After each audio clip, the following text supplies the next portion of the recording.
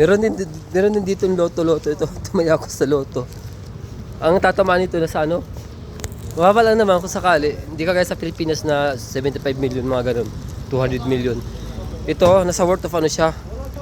800 million pala to guys. Ang dami nito. Nasa ano siya? Nasa Philippine money. Nasa ano? More or less 1 trillion to.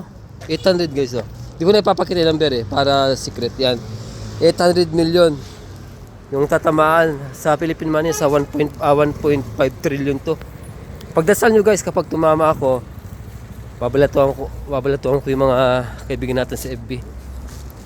Okay? Ang laking pera ito guys. Ano natin itong pera na to? Bibilihan tayo ng bahay sa sakyan, no? Mag-a-advance na ako. Hindi pa tumatama pero yan natin to. Babudgeting na. Bili tayo ng bahay sa sakyan, lupa. Isang magandang negosyo. Yung the rest na pera papamigin natin for charity. Yan, sa mga mahirap. Pagdasal nyo guys, sa 800 million to. Oh. Turkish lira to sa Philippine money sa 1 trillion to, 1 point something. Yun lang guys, bye bye.